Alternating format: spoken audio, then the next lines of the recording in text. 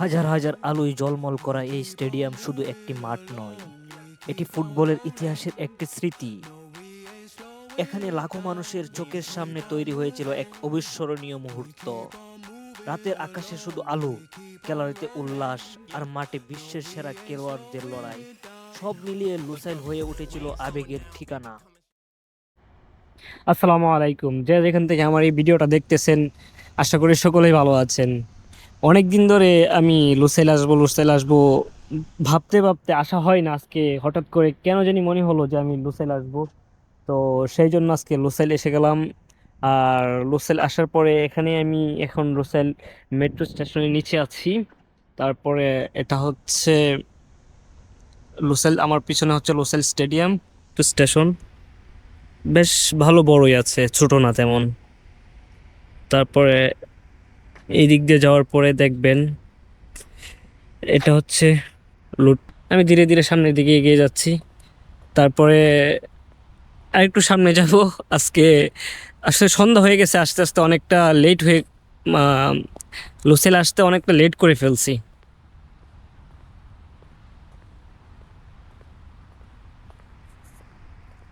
এই সেই স্টেডিয়াম যে স্টেডিয়ামে হচ্ছে আহ, আর্জেন্টিনা বনাম ফ্রান্সের সেই ম্যাচটা হয়েছিল।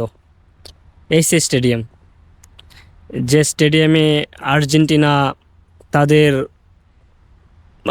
একদম কি বলবো, আর্জেন্টিনা ভক্ত যারা আছে এই স্টেডিয়ামে খেলার পরে আহ,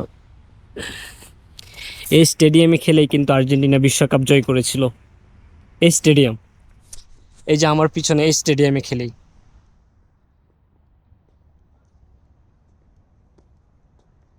মাঝে মধ্যে ঘোরাঘুরি করতে হয়, ঘোরাঘুরি না করলে ভালো লাগে না, মন ফ্রেশ থাকে না, মন চাঙ্গা থাকে না। মন চাঙ্গা রাখার জন্যই ঘোরাঘুরির প্রয়োজন। আমি অনেক বেশি ভিডিওটা লম্বা করব না, ভিডিওটা শর্ট করে ফেলবো, কারণ আমার হচ্ছে ক্যামেরাতে চার্জ নেই, চার্জ খুব কম। আমি এই ভিডিওতে যতটুকু দেখানোর চেষ্টা করতেছি, এখানে লেখা আছে হচ্ছে স্পেক্টর মিডিয়া অ্যান্ড ব্রডকাস্ট। এখানে অনেক ব্যারিকেড দেওয়া আছে বিভিন্ন জায়গা দিয়ে যাওয়ার জন্য। আসলে এতটা ভিতরে যাওয়া মনে হয় এলাও না। এভাবে হয়তো আমার ম্যাচ থাকলে টিকিট দিয়ে যাওয়া যায়। আমি আরেকটু সামনে যাওয়ার চেষ্টা করব। ওই পাশে দেখা যাচ্ছে একটা অনেক বড় আহ, ওই পাশে দেখা যাচ্ছে চারটা টাওয়ার, যেইগুলা বিখ্যাত টাওয়ারের মধ্যে পড়ে লুসাইলের। আমি একা একা হাঁটতেছি। আসলে একা একা ব্লগ করার মজাই আলাদা, মন চাঙ্গা থাকে। মানে এত ক্রাউড হয় না। বেশি লাউড হলে আমার, যেহেতু মাইক্রোফোনটা আমার নাই পাশে, সেই জন্য সমস্যা হয়।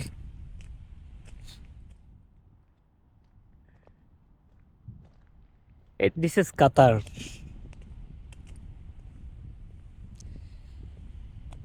এই সেই স্টেডিয়াম যে স্টেডিয়ামে হচ্ছে ফ্রান্সকে হারিয়ে আর্জেন্টিনা বিশ্বকাপ নিয়েছিল। ওইটা কি আমি জানি না। যাই হোক, বের হয়ে পড়বো এখন, অনেকটা লেট করে ফেলছে অলরেডি।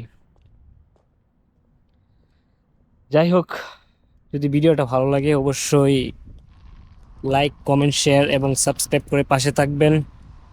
আজকের মতো এই পর্যন্তই। আল্লাহ হাফেজ।